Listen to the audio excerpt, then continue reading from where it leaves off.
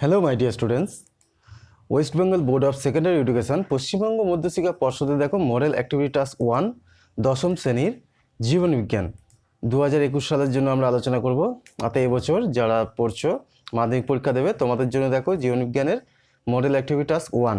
এরপরে অন্যান্য সাবজেক্টেরও তোমরা মডেল অ্যাক্টিভিটি টাস্ক আমার ডেসক্রিপশনের লিঙ্ক থেকে পেয়ে যাবে, আর এই অ্যাক্টিভিটি টাস্কের 2 ও 3ও তোমরা পেয়ে যাবে। ওকে, এই হচ্ছে দেখো মডেল অ্যাক্টিভিটি টাস্ক 1।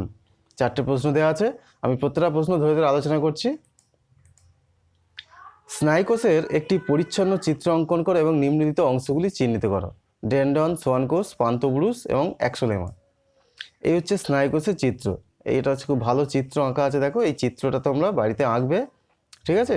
একে দেখো এখানে অনেকগুলো তোমার যদিও চিহ্নিত করা আছে, তোমাদের সব দরকার নেই, আমি কোনগুলো করবে বলে দিচ্ছি। যেগুলো দেওয়া আছে দেখো ওপর থেকে, এই ডান দিকে দেখো 2 নম্বরটা ডেন্ডন দেওয়া আছে।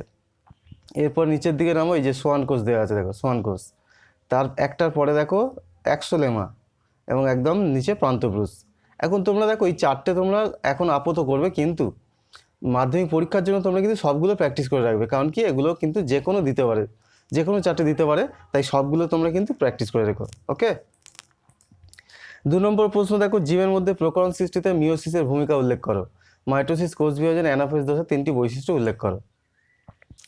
প্রকরণ কি দেখো, জিনের মধ্যে বা পরিবেশের প্রভাবগত কারণে একই প্রজাতিভুক্ত জীবদের চারিত্রিক বৈশিষ্ট্যের যে পার্থক্য লক্ষ্য করা যায় তাকে ভেদ বা প্রকরণ বলা হয়। কীভাবে সৃষ্টি হচ্ছে দেখো, মিওসিস 1-এর প্রোফেজ দশায় সমস্ত ক্রোমোজোমের নন সিস্টার ক্রোমাটিডের মধ্যে সমতুল্য অংশের বিনিময় ঘটে এবং ক্রোমোজোমে নতুন অ্যালিল সমন্বয়ে গঠিত হয়। এই ঘটনাকে ক্রসিং ওভার বলে। ক্রসিং ওভারের ফলে নতুন জিনগত পুনর্বিন্যাস ঘটে, এর ফলে প্রকরণ বা ভেদ সৃষ্টি হয়। এই প্রকরণ জীবকে অভিযোজনে সাহায্য করে এবং জীবের অভিব্যক্তি ঘটায়। এই হচ্ছে দেখো সিস্টার ক্রোমাটিড, যেটা ব্লু কালার, আর নন সিস্টার রেড কালার। এই দেখো রেড আর ব্লু এর মধ্যে ক্রসিং ওভার হচ্ছে, এর ফলে কি হচ্ছে তোমার ব্লু এর মধ্যে রেড চলে এলো, রেডের মধ্যে ব্লু চলে এলো। ওকে, এইভাবে হচ্ছে তোমার ক্রসিং ওভারের ফলে, মিওসিসের ফলেই ক্রসিং ওভারটা ঘটে। এবার দেখো পরের যে অ্যান্সারটা, মাইটোসিস কোষ বিভাজনের সর্বাপেক্ষা স্বল্পস্থায়ী দশা হলো অ্যানাফেজ। মাইটোসিস কোষ বিভাজনে অ্যানাফেজ দশার 3টে বৈশিষ্ট্য হলো দেখো, এই দশার শুরুতে প্রতিটি ক্রোমোজোমের সেন্টোমিয়ার সমান দুভাগে বিভক্ত হয়, ফলে প্রতিটি ক্রোমাটিড নতুন সেন্টোমিয়ার সহ অপত্য ক্রোমোজোমে রূপান্তরিত হয়।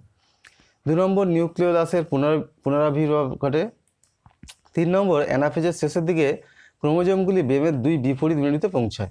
এই হচ্ছে 3টে গুরুত্বপূর্ণ বৈশিষ্ট্য লিখে দেবে। এবার দেখো 3 নম্বরে, অগ্রস্ত প্রকটতা নিয়ন্ত্রণে সাহায্য করে যে উদ্ভিদ হরমোন, তার 3টি ভূমিকা উল্লেখ করো। রক্তে শর্করার মাত্রা নিয়ন্ত্রণে ইনসুলিন হরমোনের গুরুত্বপূর্ণ ভূমিকা উল্লেখ করো। প্রথম পার্টটা দেখো, আচ্ছা এটা হচ্ছে তোমার দ্বিতীয় পার্টটা, এটা প্রথম পার্টটা এটা লিখবে। প্রথম পার্টটা যেটা আছে আমি পরে বলছি, আগে দ্বিতীয় পার্টটা লিখে নাও। ইনসুলিন হলো সেই হরমোন যা প্যানক্রিয়াস বা অগ্নাশয় থেকে নির্গত হয় এবং রক্তে গ্লুকোজের মাত্রা নিয়ন্ত্রণ করে। যখন রক্তে গ্লুকোজের মাত্রা বৃদ্ধি পায় তখন অগ্নাশয় গ্লুকোজ স্তরকে স্বাভাবিক করতে ইনসুলিন নির্গত করে। রক্তে শর্করার মাত্রা নিয়ন্ত্রণে ইনসুলিনের ভূমিকা। রক্তে শর্করা পরিমাণ বেড়ে গেলে ইনসুলিন রক্তের অতিরিক্ত গ্লুকোজকে গ্লাইকোজেনে পরিণত করে। ইনসুলিন নিম্নলিখিতভাবে রক্তে শর্করার মাত্রা নিয়ন্ত্রণ করে। 1 নম্বর দেখো ক, ইনসুলিন কলা কোষে গ্লুকোজ দহনে সহায়তা করে, বিশেষ করে গ্লুকোজকে পাইরুভিক অ্যাসিডে পরিণত করতে সাহায্য করে, ফলে গ্লুকোজটা কমে যাবে।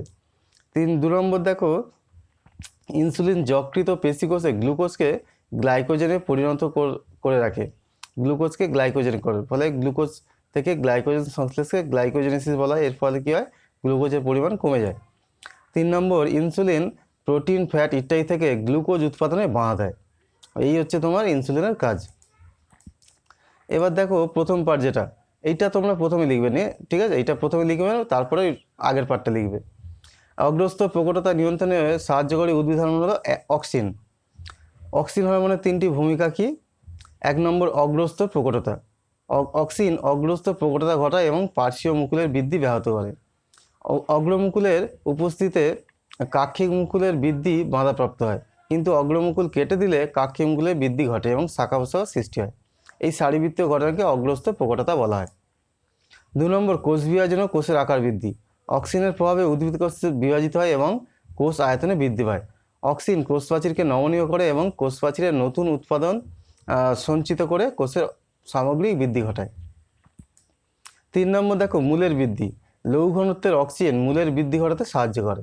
তাহলে এই পার্টটা প্রথমে লিখে নেবে, তারপরে যেটা রক্তে শর্করার মাত্রা নিয়ন্ত্রণ, যেটা আগে বললাম সেটা পরে লিখবে। ওকে, এবার দেখো মাছের সন্তানের পাখনার গুরুত্ব নির্ধারণ করো। হাঁটু এবং কাঁধে কোন ধরনের অস্থিসন্ধি দেখা যায়? মাছের 7টি পাখনা আছে, একটি পৃষ্ঠ পাখনা, একটি পায়ু পাখনা, একটি পুচ্ছ পাখনা, এক জোড়া করে বক্ষ এবং শ্রেণী পাখনা।